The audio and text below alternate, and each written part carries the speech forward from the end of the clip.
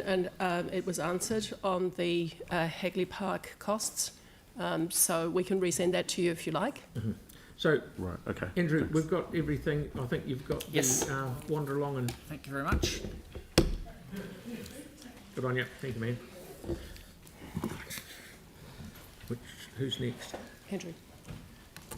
Andrew. Oh, yeah. He's the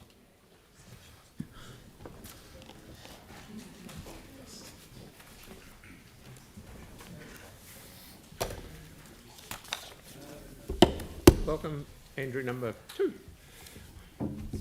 Thank you and good morning. So this is an update on the capital program. Just responding to various workshops we've had and the letter of expectation, and as you've said, Mr Mayor, seeking final guidance to develop that draft for consultation. Just to draw attention to the fact that the things that I'm presenting today have been supported by the updated capital schedules. I've called them, they're dated for December, and the OrbVis budget interactive tool has also been updated if you choose to look at things through that bubble tool, as it's sometimes known as well, and that's the link at the bottom left of the screen to that tool. I'd encourage you to look at those resources, and particularly the OrbVis one is particularly useful for the general public, I'd suggest. So the summary position, we've got a 10-year figure of 6.164 billion over 10 years. And just to be clear, that includes the Te Kaha remaining funds through years 25, 26 and 27, which holds 286 million still in that project. We've leveraged the external funding. We've got a strong response to the renewals, which I'll talk about a little bit more in a moment. A total renewals investment of 3.4 billion. And we've encompassed, as discussed at some earlier briefings, the climate and resilience, the community board top priorities. We're still working through some of those with John Filzel, but I think we've done pretty well in terms of encompassing those as well. And I believe there's a briefing to council in the next day or two around the mana whenua priorities and update being provided there to inform you on that. As has been stated, it's not all been easy. And there's still obviously some funding issues up in the air from the new government about the funding in response to projects that are in the program, and that may impact things going down the track. So there's been some hard decisions and some compromises made along the way, but in general there's basically been a lot of good constraint by the budget owners, demonstrated to keep things well under control relative to the current LTP that we live within. So here's how it looks in terms of the groups of activities, and they're detailed in the schedules. This just shows the layup of each of those main activities and the spread through this lava diagram across the 10 years. We also wind it back to show the run-up, so we've gone back as far as 21, 22 and 23 to show the actuals, and then 24 we're in that year, and 25 and beyond is the budget year. So it gives you a sense of that tracking and delivery target. The orange bit at the top, just to draw attention to that, is the predominantly the Te Kaha funding, and that sits under a heading called corporate capital.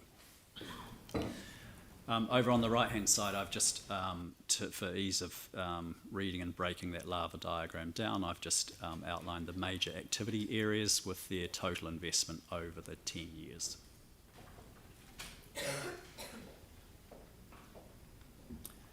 So key features and notes, just to bounce through them quickly. I've talked about some of these already. Deliverable and affordable. Those are two really strong principles and tenets of the capital program and coming through in the letter of expectation. We say deliverable on the basis of undertakings and track record and history and performance, together with looking ahead and discussions with the heads of service who own those budgets. And affordable in the sense that from the feedback from finance, we've determined that, and it's probably plus or minus a little bit, but basically the rates impact on this draft is neutral to the current LTP's rates impact on borrowing. This draft 5 is actually just a small percentage of 1% below negative, so it's actually made a reduction based on the spread that we've done. The infrastructure strategy really emphasised strongly the renewals, and we've talked a lot about renewals and replacements this morning from a financing perspective. I've got a couple of slides I'll just comment further on in terms of some of the more sort of asset management based side of that rather than the financial side, although finances are an essential and important part of asset management.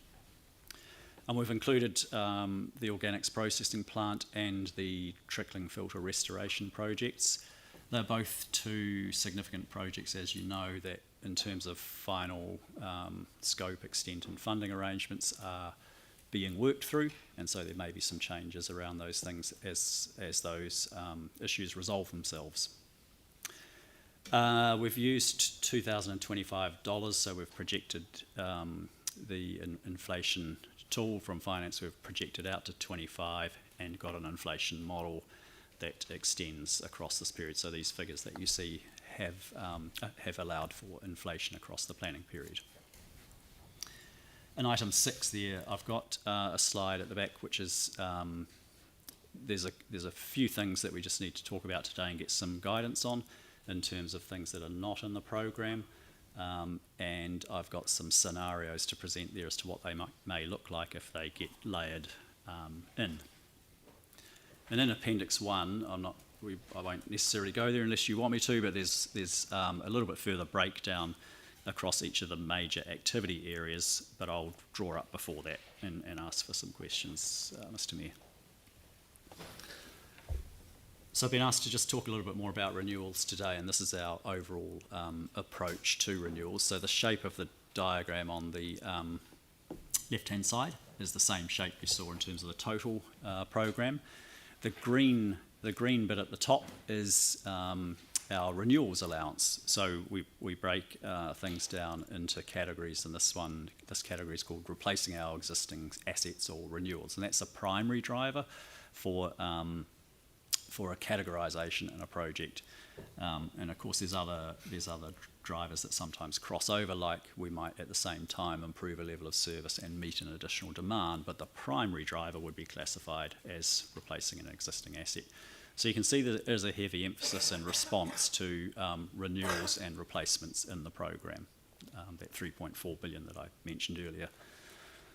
The funding side is the graph you saw earlier from Russell Holden and Bruce Mower, and he's talked about that, so I'm not going to go into that in too much more detail, other than to say in asset management planning, financial balancing is obviously one very important part of it, but there's a whole lot of other things that get taken into account when asset management plans are prepared. And you know, they're things like the performance of the asset, the levels of service being sought, the condition, the age, the material used. Assets would be investigated in a certain way to find out what condition they are, but engineers would also use modelling and predictive modelling to determine how you might extend that across the whole asset. So there's lots of things that come together in asset management. And it's a multidisciplinary sort of approach in its own right, with risk and finance coming into play as well. So I guess my key point here is it's not all just about lining up with depreciation. There's a whole lot of other factors that come into play as well, and you've just got to get the balance. This is some new material which I thought would be useful to share and provide some context on. It's drawn from the Office of the Auditor General's report on local government performance in the 2020-21 year. It was published in December 22, so there's probably a new one coming out pretty soon. What it shows is a little bit in relation to the discussion Russell and Bruce were having earlier, the ratios of renewals against depreciation. So the graph on the left-hand side is an assessment across all councils in New Zealand that the OAG have looked at. And what they've said, if I take the dotted brown line, you can see on the left-hand side it starts down at 53, goes 57, 60, 61, probably 76, and finishes at 94 on the right-hand side. What that's saying is that on the right-hand side, 94% is spent on renewals on average across all councils in New Zealand against the depreciation of all the assets, the water assets that New Zealand councils own. So water supply does quite well in terms of its response of renewal spend to depreciation. You can start to surmise why that is, and it might be out of improved water quality and Havelock North issues and expenditure in water that councils have made in recent years. So conversely, with the category of roading and footpaths in that last year, I'm just going to look at the right-hand side of that table, 80% for roading and footpaths, 64% for wastewater, and only 42% for stormwater. So I thought it'd be interesting, and I do sort of qualify this a little bit. Some of these figures are, you know, they're averages, they're generalisations, and the figures that I've found and talked with finance about, which relate to the graphs that you've got from finance, show that for Christchurch City Council, for our council, looking at the period ahead of us, 25 to 34, in the water supply area, we are planning to spend 100% plus. In fact, it's about 113% of our renewals planned spend to the depreciation. In transport general, that's all transport things, not just roading and footpaths, so it's, you know, there's some apples and slightly different coloured apples potentially going on here, 95%. So that's quite high. Wastewater and stormwater, it's actually stormwater and flood protection I've categorised together around about 60%. So it's interesting to note that, you know, our CCC's, Christchurch City Council's correlation to depreciation relative to all of the councils in New Zealand is relatively good in my assessment from that. And as we continue to develop our asset management plans over the course of this planning period, we'll look to, you know, further refine and understand that and make sure the response is appropriate.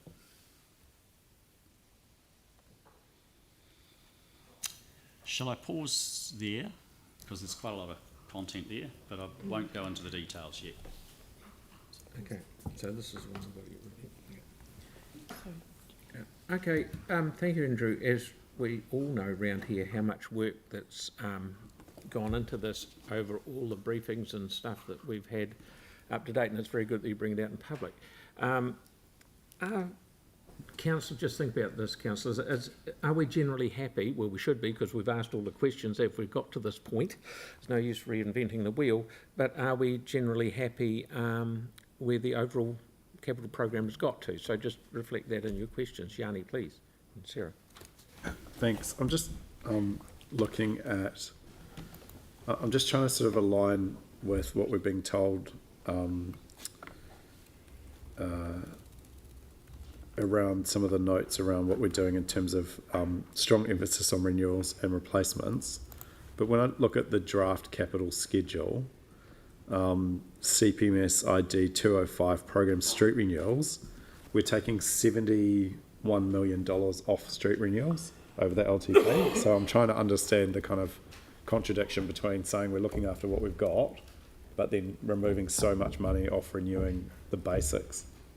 Can you help me understand why we would take such a high level program off budget and what that means for our street renewals? I'll start through you, Mr. Mayor, and Lynette's going to probably help me out. But if I can, this thing moved. It's not moving.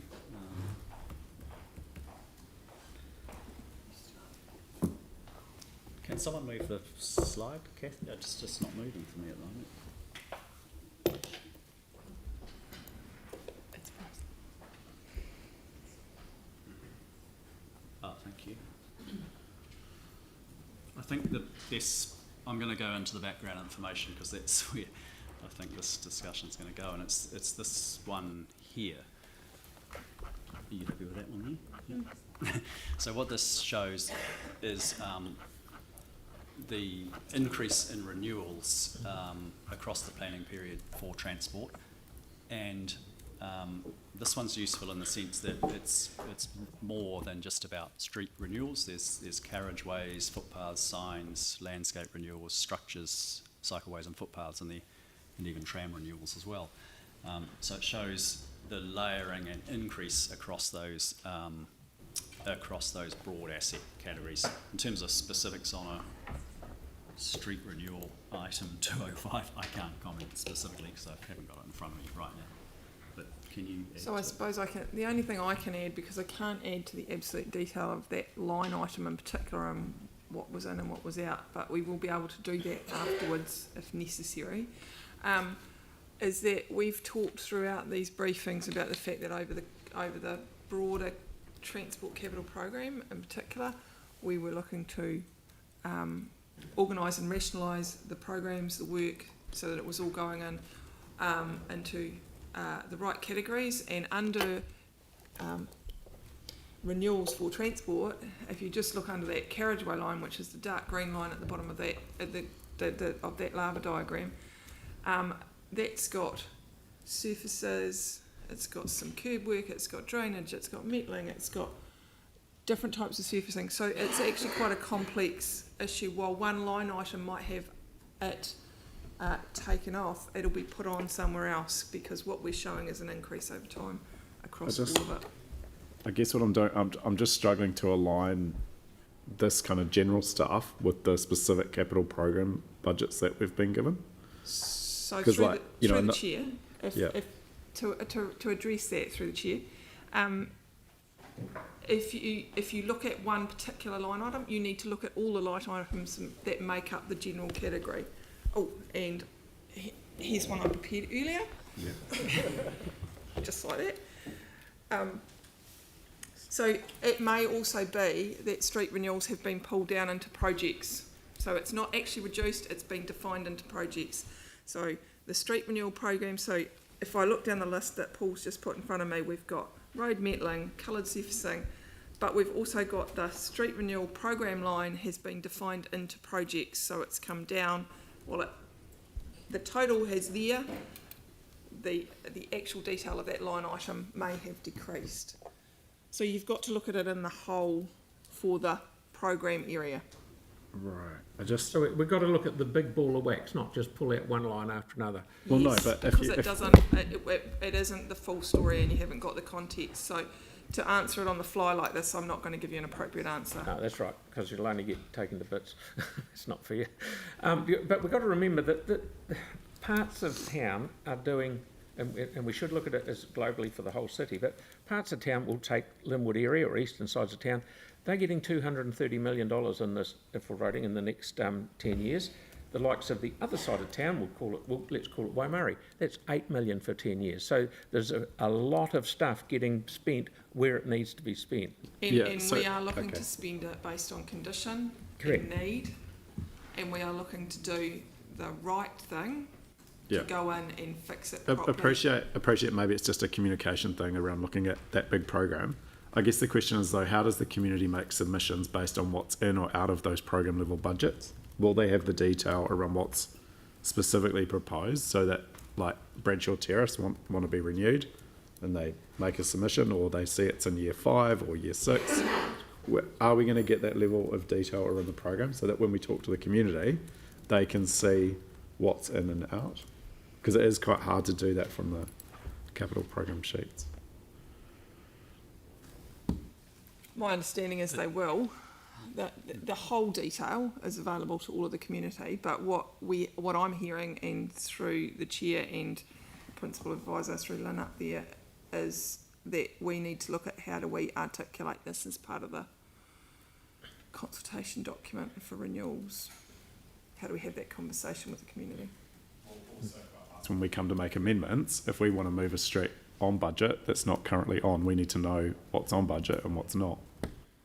Okay, fair enough. Sarah, please. Thanks so much. Well, we don't have the detail in each of the different slides that we've had before.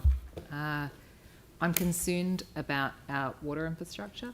So I'm just checking that with the capital program, has there anything changed in the water stuff since we last saw the capital program for water? Because at that point we had a slide which clearly stated that the investment proposed for our water infrastructure for the life of the LTP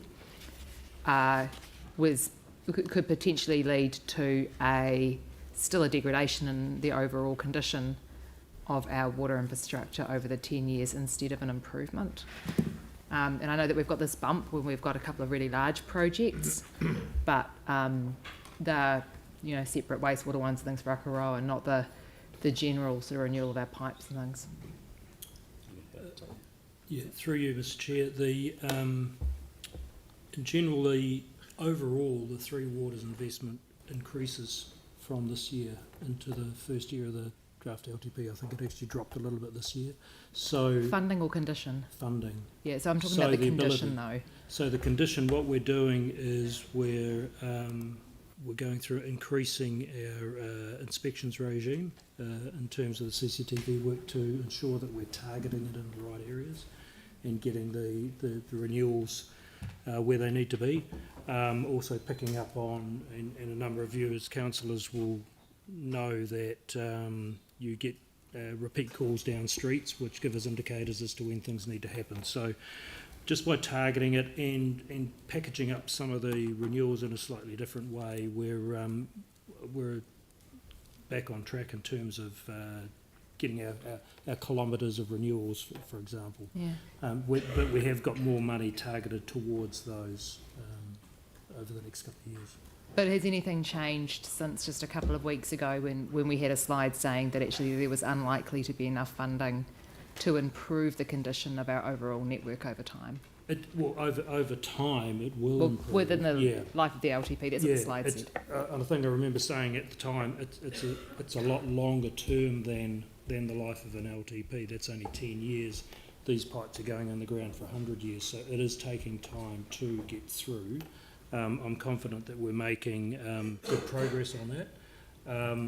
And also focusing on, for example, water supply, where any time we do a repair, find major leaks, that sort of thing, you're getting the operational benefit almost straight away through less pumping required, so you get the payback that way.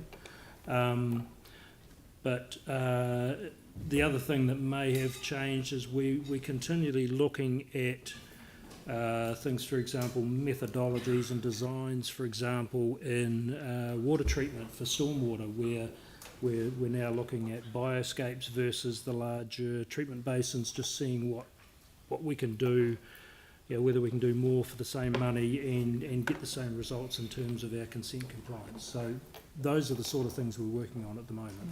So in previous years, previous LTPs, we've had some information that's shown both in eroding space and water space the different categories of water infrastructure and roading.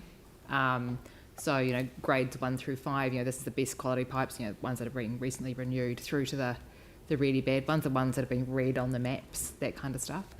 And we've had that plus this is how much we can improve it over time given different amounts of funding. Yep. So I'm really concerned at this point that we're not putting enough emphasis on improving our core water infrastructure over time. Well, perhaps we can refresh that information and bring it back to you early in the new year to give you an update, because councillors have already asked for an update on the impact over time of the work we're doing on overflows in terms of the sewers. Yeah. And I think there's another request there in terms of the impact over time of all the stormwater improvements we've been doing. So we'll do another refresh on the information in terms of the grades of the pipes. Yeah. So what it would be really good to know is, so what we do get is we get the Three Waters reports, which have this is what we've done in the last 3 months, and we get individual decision reports saying this is a decision because there's a piece of work we need to do. It would be really good if we could have maybe a briefing on the forward work program for the Three Waters units, maybe divided into each of the different sections and the impacts that it's expected from those. But what would that achieve? Because then we don't have an idea of the work that's coming up and the impact it's going to have. But I just think that really good governance oversight of our Our work water programs is far better than anyone else's in the doesn't mean it's great though. It's far better than anyone else's. Melanie. A couple of things, like looking at a really local level, and probably from a community point of view, in many respects, is road safety and the budget for that, and also around parks and playgrounds. So according to the draft budget we've got, the minor road safety improvement budget is proposed to be 0, and I understand that's where the money comes for improvements like pedestrian islands and all the things that people come to the community board about, basically. So to me that's a big concern. And then the second one is around parks. Do you want to go safety? Well, I feel, are we moving into the next phase of the presentation? Because it's No, we we're still no, talking you about just- renewals, really.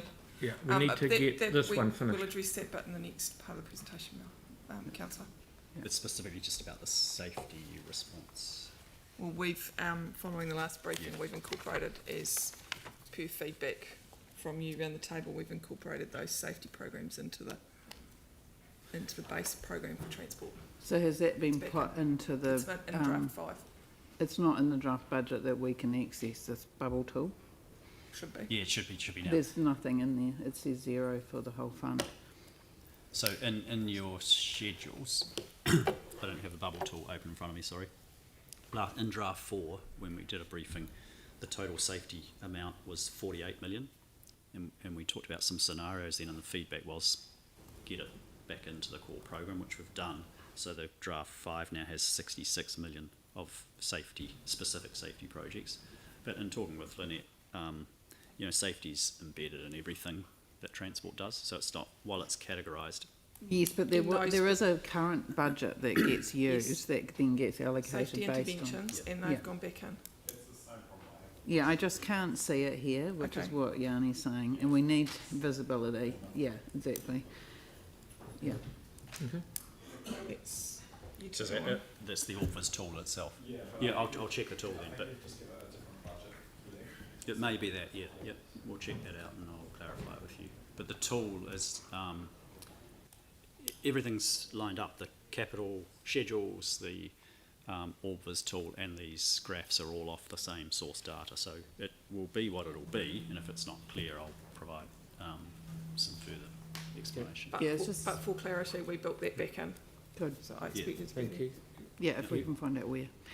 With the parks and playgrounds, obviously, there's proposals for playgrounds to be pulled out currently around the city.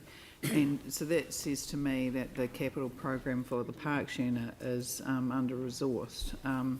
So that's something I want to look at for this long-term plan. Sorry, are you talking about a specific example, the one in Hawthorne? Well, that's the one I'm aware of at the moment. So but I this will think be you need something to treat we're that as an progressing on. individual proposal, and staff have proposed and consulted on removing one playground because the next playground is within 200 metres of that playground, and increasing the quality of the playgrounds that they are renewing. That's not a particular policy per se to pull playgrounds out. I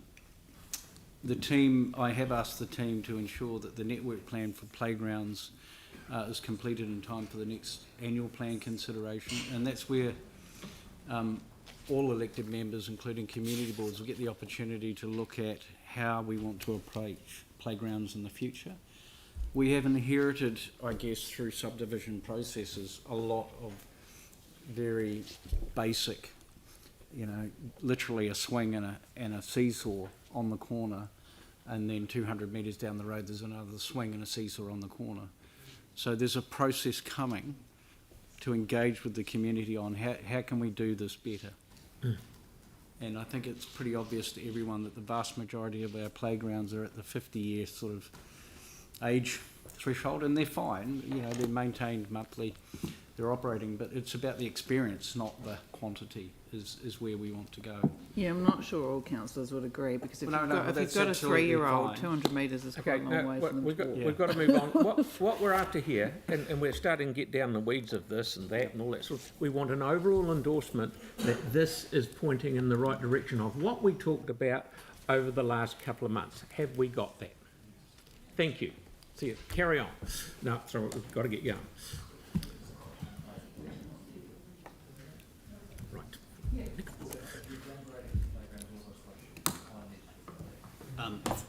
Thank you for that guidance, Mr Mayor and councillors. Come on, guys. So just to clarify, Councillor Moore, Andrew just explained that there would be a network plan for playgrounds coming to council in anticipation of the annual plan, so there will be ample opportunity for councillors to interrogate that and to understand what the implications are going to be, but it's not necessarily a point for today. Cool. Just the point of mind, but it is already happening, and they are downgrades, and it's a conversation we need to have. We've been talking about this for years.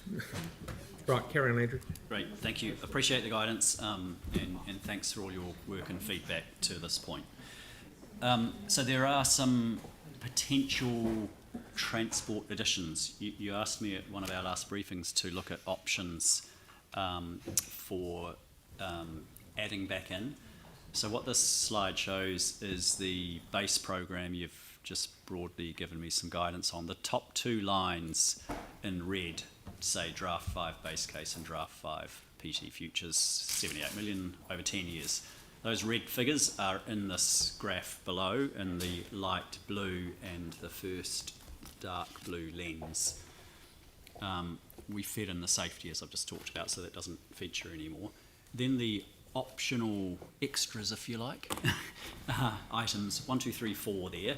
The major cycleways, Opawaho and Southern Lights cycleways, that's a total of $52 million across that planning period. The northeast cycle route is number 2, is 21 million. The Opawaho one is the green lens, so you can see the green lens on the chart. And Southern Lights. And Southern Lights, that's got as well, sorry. Thank you, Lynette. And then 21 million for the northeast cycle route is the red one that spreads from about 28 onwards. And then the little purple blip at the end is the Memorial Ave cycle lanes, that's $8 million. And you can see how the money is spread in the table above. And then the program for new footpaths is an even spread of 375,000 over 10 years, 3.75 million. It's you can't see it because it's too skinny on the graph. So we're seeking some guidance here on whether you feel those should or should not be included, given the pretext around deliverability, affordability, and all those things. So that would be useful. So, And Andrew, I just need next slide, please. Yeah, I just need to clarify on this next slide. It's slightly wrong. The number 1 PT futures, that's in, as I've just said. So perhaps ignore slide 36. I think I've explained it well on 35. So these are the additional options by description. I think that's the slide I'm looking for, isn't it? Is that what you mean? Yeah. Okay, so you need guidance. You need guidance off us for. It's the last bullet there, last tick point. Yep. Go back one page. Just for the transport ones, yep, because we've got good guidance on. Yes, guidance on this lot, please. Yep. Okay, so we have some questions from. Sorry, put your hands up again, Pauline. Yeah, Aaron. So Questions? Yep. this is all capital, and what's the rate impact of them all together? Am I missing it? Is it in there somewhere?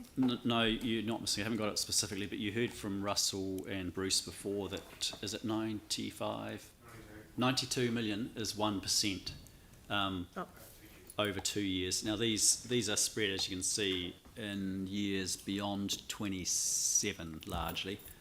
So the impact wouldn't kick in till 27, 28, right? and 28, 29. And it's about 85 million altogether, isn't it? If you, Yes, it is. Yeah. So it's very low. So it's about the total package is 1% if you did it. Over 2 years.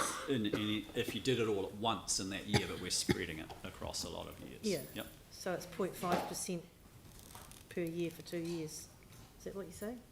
1% over 2 years? No, I think what. If we could magically do them all in 1 year and spend whatever it added up to. About, 85 or something, yeah. Thank you. If it was 85 and you did it all in 1 year, the impact would more or less be 1% on rates because it's but minus the subsidy as well. Minus subsidies and a little bit. If we get a little bit subsidies. Yeah. Aaron? But Okay, it's spread. so thank you, that's clear. So I'll indicate I support this. Yeah, so earlier on we had the, in some of the targeted rated options, we had the active transport levy. Now's not the time to take it out because for a council that wants to be transparent, we need to put an even stronger lens on that.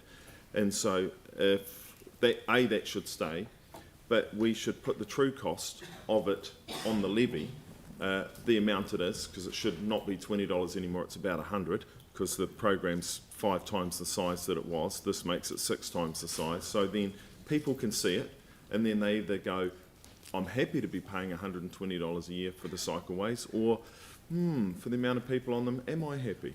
But they will at least see the evidence. Sorry? We're not transparent? Hiding it into the general rate. And also, it's not just for cycleways, it's active travel, everything, it's just a Okay, contribution. right. Is there any more questions? Oh, so there's even more. So good point. So to make it $200, but we should be able to see it and make it really, really clear for the public to understand what that is. So rather than just either the ones coming in going, yeah, more cycleways, and the other ones going, oh no, not more cycleways, they can actually see what they're talking about, see the amount and see the program and comment on it with clear information. That's why it was originally done as a targeted rate that everyone could see. It's just the budget got blown out extremely. And every budget is getting blown out and continue on everything. Okay, Andre. So can we get that? Sorry? We can't. It's better to hide. Come on. Andre, you go, mate. Well, I mean, I'd be fine with more transparency in cycleway funding. I mean, we remember seeing the figures in years gone by, and it was something like 0.17% of rates that are impacted by cycleways. So it actually would be helpful in other ways, which is someone can blame cycleways for a rates increase of 10%, whereas actually you could cancel every cycleway, you've still got something like 9 point something. It's like, okay, great, we haven't exactly saved the day. What I would say, those new footpaths, obviously there should be a budget for new footpaths. I do feel like you are going to need separate line items, however, with one specific to a growth area. And I note that it wouldn't necessarily have a rating impact if it can be fully funded through development contributions. It's just another point I would make there. So I do feel like we'll need different line items for new footpaths, one quite specific to the area that is missing a dozen or two of them. There is, it should be noted through the chair. One that needs them, I mean, so. Through the chair, we should note that there is, there are different budgets for growth projects around the city where we are tying in with developers to deliver better community, better solutions for the community as developments are happening. That is different to these new footpaths and that new footpath budget there. Yeah. Mark. Yeah, and they'll be dealt with through individual agreements with developers. No. I'm talking about footpaths that won't be built with developments. Yep. That's what I'm. Okay, well, that's what I'm referring to here. When I'm talking about new footpaths in this room, I'm never talking about footpaths that'll be built by developers because that's going to be done anyway. That's just to make it. No. Sorry, some of them we do. We do build footpaths and we contribute to the cost of the footpath build when it's. Yeah, the time, I'm talking but I about the ones understand that have no plans to be built. Okay. Yeah. Yep. Like when I'm in this, I'm never referring to those that are planned to be done. I'm talking about those that are going to need a budget to be done because there's no current plan, or they've been missed and development's gone past. Likewise, there is some examples in Hornby. So all so that they will need to be in as line items to ever happen, is what I've been told. sorry, I don't understand. I'm talking about. Yeah, take We'll it. have to take that one offline. Okay, Mark, please. Thank you. Picking up on where Councillor Moore's coming from with this, I mean, a lot of what he and I are always talking about is missed footpaths that are in communities where we're disjointed, we can't safely walk between one development and the next, or between a shopping centre and the next. So we've got a number of examples around the city of missed footpaths where the links just don't work. There is no active transportability to safely get in the community. So to have a separate line item to say the missed footpaths would be, I think, really beneficial. So, Thank you. Yanni, please. And then we'll start talking about I'm just trying to understand the process. So you want amendments to the transport program now? Is that what we're doing? Well, how did these four get put in, but other ones haven't? So for clarity, at the last briefing we were asked to provide scenarios, and the points 3 and 2, northeast cycle route and Memorial Ave cycle lanes, they were actions from the last annual plan So, that you asked, as council, you asked us to do. so how are the community board ones being reconsidered or considered? Like the information that we gave through community boards. I'm sorry.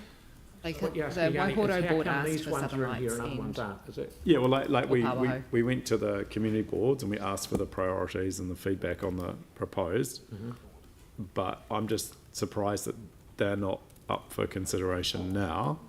How did these ones And get so- ahead of the other ones, is what you're saying? Yeah, and then like I've got some specific, like improving Bromley's roads that was taken out, and I think it looks like it's now back in, but I can't see what financial year on the capital program sheet, and the same for the Ferry Road active transport improvement. So I'm just trying to understand, like, ones that have been put back in since the previous draft, how do we get visibility of what's been reinstated?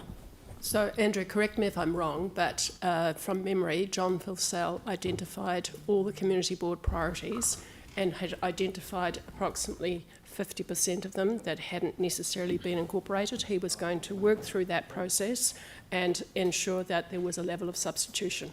I think the next step is probably for John to report back and confirm which of those community boards have been successfully substituted to reflect the priorities that community boards have set. If there are others which have failed to get through that process for one reason or another, we probably need to highlight those to councillors so that, if need be, an amendment can be put forward and they can be considered as part of the adoption process. So is this where we flag concerns around things like the craft projects being de-accelerated as well? No, not quite. Oh, okay. Okay, so, sorry, we had no more questions. Do we want to just, sorry, Victoria? Then we need to The big bulk of that is the blue C with PT Futures. Have we got any update on that funding? And if that funding's not available, does that just disappear? It didn't exist. When Michael Wood stood up with me down at the bus exchange, no paperwork ever followed it, so it never eventuated, so it's missing in action. So with So I don't know regard, where it is. through the chair, with regards to PT, we have PT Futures and the PT Futures business case, which is council have endorsed, and we're working with our partners to deliver. This is a portion of that delivered over the 10 years, the 78 million that is in the sea of blue, as you described it there, councillor. So that has 78 million. That, to deliver the whole program is expected to be something in the order of 130 odd million, and we're still working through how that's delivered and how it's funded. But we are anticipating through these calculations that 78 million will receive NZTA subsidy, but it's not the 78 million. So, as far as guidance goes with these, I'd like to put them all, not put them, that's not the right word, give you guidance on them all unless there's any exceptions. So what's the general feel in the room for guidance going forward? Yes, please.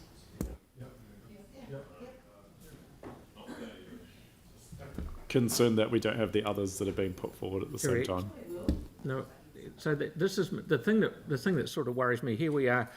We'll probably end up what happens is they get in the long-term plan, and we're talking 9 years down the track, and all of a sudden it pops out and you go, why are we doing this? Oh, you put it in the long-term plan, it's already there, so it's set in concrete and you can't get it out. The thing that worries me is the next thing we'll be looking at is down Memorial Ave, the four laning will all be disappeared because we'll be putting cycleways down the side of the road like we're anticipating doing in Harewood Road. So we've got to be very careful what we wish for here.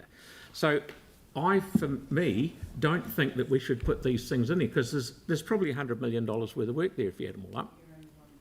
I know I'm only one vote. Can I say that some of these things are in already? So correct. The current LTP that we're currently working under has two of those cycleways in there already.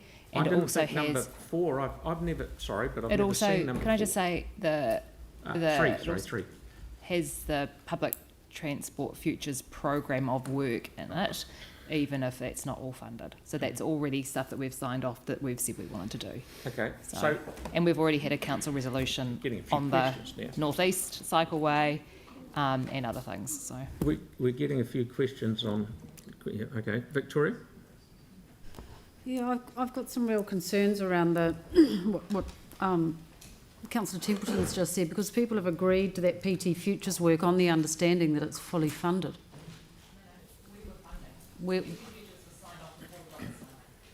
So we've agreed to do that regardless of that funding. Please help us fund it. Yeah. Okay, so moving on from that and the other issues, that the other line items that are being added in, is it correct that we get to review our long-term plan in 3 years' time? So when we've got things in here that are coming in, so like, you know, item 2 and 3, they are well out on the long-term plan. So where's the harm in not putting them in now and reconsidering them in 3 years' time? That is correct, but just be careful, because when I first came into council, I started getting all excited and say, why is this here? Who put this in? And, it's in the long-term plan, so it has to happen. It just popped out. So no. So the long-term plan is previous council decisions where people have considered whether they want a project or not. It doesn't appear out of thin air. Okay, it gets reviewed every year. So Vic had her question. She's done that. Aaron? Yeah, I just think it would be good for taking the public on the journey around not just the public transport, but also our cycleways program, would be to get an update on the amount of money spent per year and the increases, like with PT Futures, when you're spending tens of millions of dollars, and then seeing the percentage increase or not on public transport, because it is very irresponsible to keep spending money if you're getting the same result, which was no growth. But if we're getting great growth, and especially great growth in certain areas, then we go, look, we should be doing more of that because that's working. But just blanket spending money, it makes no sense. And we should have an update on it. I think Yanni and I have been asking forever, well, Yanni a lot longer, because his forever is an extra couple of decades. But and the same with the cycleways. Like, let's see the numbers, let's see the ones that have done really well. And if it's about carbon emissions, that's commuter trips. There's this massive growth in people doing social trips, which is good for mental health and all that, and personal health, but it doesn't save the planet. So we need to see those split out, broken down, and what value we're getting for money. Thank you. Tim? Yeah, thank you. Look, just on a slightly different kind of angle, 2 things in my community that were affected by traffic going through with Tennyson Street, where 2 children had been hit. So we put in the road cushions, which is a fantastic thing to do because we don't go through the money of digging up roads, etc. We put signs, we tried to slow traffic down, but people driving through someone else's community don't really care about that community. And it's like parents dropping children off at a school. They don't really care about other people's kids because theirs are okay. And these are generalisations, but they're pretty good generalisations, to be quite honest. But I really like cycle lanes, but I do think when we're doing them, we have to have the same principle as a car driver. We need to take into account the immediate community affected and how it's affected. And I don't think, in my personal view, is that we're doing that we haven't got that process right at the moment. So that would be my concern with regards to this, because I totally disagree. I think more cycleways the better, because it does change and make it safer for those less riders with a less ability or less confidence. And as I see commuters on Strickland Street, and I get asked the question, oh, there are not many. But I said, well, it's rush hour. You get lots at rush hour, just like normal traffic. You just get the odd cyclist the rest of the day. So I really want to keep these in, but I do think we need to up our game with regards to connecting with the communities, because we don't want to take people and order them to come along. We need to change the society's view, and we need to bring people with us. And that's not what we're doing at the moment. Okay. We've got some fantastic examples. We'll get this done. Generally, not that all of us agree with it, but generally it seems to be that this is where we're heading, so go forth and prosper. Okay, can we go to slide 38, please? So, So there's one more slide. One more. There is another slide of that one. Oh, I think it was amendments. Is that this one? So I just do this. So just wanted to remind you of the amendments process and the tool. I would just like to say how well engaged councillors have been today. It's been a long session. There have been some very complex issues and topics, and I just want to acknowledge the good spirit and the informed questions and the real seeking of clarity, because that's what we're going to have to translate to our communities. So thank you very much for that. There is going to be a further drop-in session on the AugVis tool. It is going to be one of the key elements in our engagement with communities, and so we're very willing to support councillors to be able to operate it, and also we'll be providing some support also to community boards. So thank you so much. Back to you Right, now. thank you. I'll now close the briefing. Please join me in standing for a carrot here. Which is just come up there, we are. Kia whakakaerea te tapu, ke wātea ai te ara, kia turuki whakataka ai, kia turuki whakataka ai. Huie, huie, tai kie. Thank you very much.